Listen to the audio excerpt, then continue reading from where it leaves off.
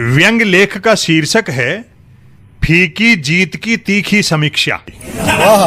नाना तिकड़मों के बावजूद लोकसभा चुनाव 2024 में भाजपा को मिली फीकी जीत पर पार्टी के एक निष्ठावान अर्थात दरी बिछाऊ कार्यकर्ता का तीखा विश्लेषण। अब की बार 400 पार का दांव उल्टा पड़ा। समर्थकों ने सोचा कि जब अपनी पार्टी 400 के पार जा ही रही है तो वोट देने क्यों जाना। बेहतर होता अब की बार 400 पार के संकल्प के बाद चुनाव का विकल्प ही नहीं दिया जाता।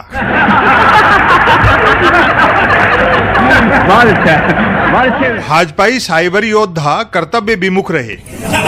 सोशल मीडिया के माध्यम से शत्रुओं को भ्रमित करने के लिए दी गई डाटा मनी उन्होंने आईपीएल के मैच देखने और वीडियो गेम खेलने पर उड़ाई।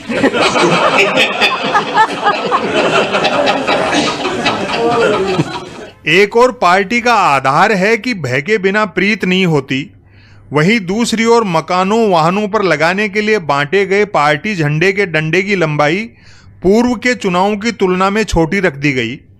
दुष्परिणाम यह निकला कि दुश्मन डरे कम हंसे ज्यादा।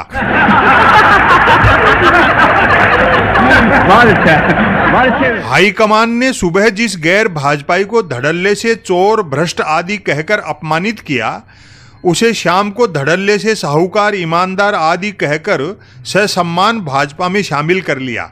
इससे पार्टी लड़ाकुओं के मारक हथियार नाटकों रामलीलाओं के हथियारों में कन्वर्ट हो गए।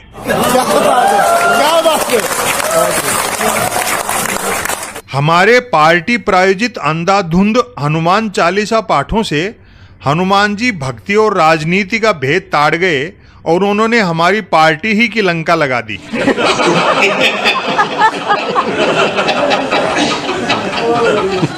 ऐसा ही सुंदरकांड को लेकर हुआ।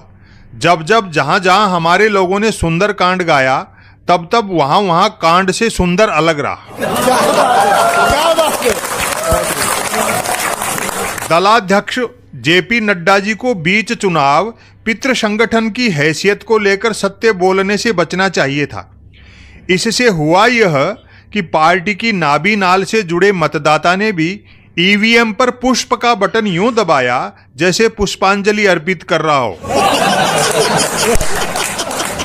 मुगल मछली मटन मंगलसूत्र मुजरा जैसे तीर मुखिया जी के कमल मुख से प्रथम चरण के शुभारंभ से ही छूटते तो घनघोर लाभ मिलता।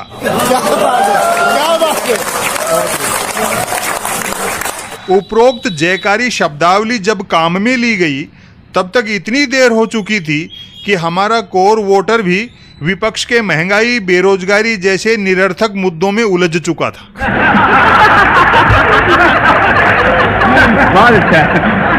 यदि साम दाम दंड भेद से सूरत में पार्टी उम्मीदवार को निर्विरोध जितवाने वाला फॉर्मूला राष्ट्र भर में अपनाया जाता तो राष्ट्र प्रेमियों को लोकसभा में राष्ट्रद्रोहियों की सूरत नहीं देखनी पड़ती। इलेक्ट्रोल बॉन्ड पर आए न्यायिक निर्णय की काट में हमारे थिंक टैंकों को कोई ऐसी तिकड़म तुरंत खोजनी चाहिए कि आर्यावर्त में गुप्तदान की पवित्र परंपरा अक्षुण्ण रह सके। भले ही जेडीयू और टीडीपी के सहारे सत्ता मिल गई है, पर अमेठी से स्मृति ईरानी जी की पराजय से सास बहू टाइप सीरियलों में रुचि रखने वाले दर्शक अब लोकसभा टीवी से सदा के लिए आंखें फेर लेंगे। ये नुकसान हार से भी बड़ा हुआ।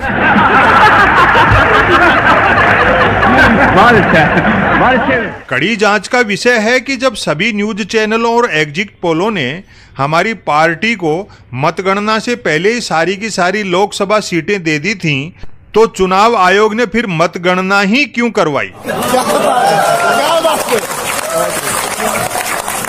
और अंत में जिस राम को हमने जगह जगह पार उतारा, उस राम ने हमें अयोध्या में ही पार नहीं उतारा।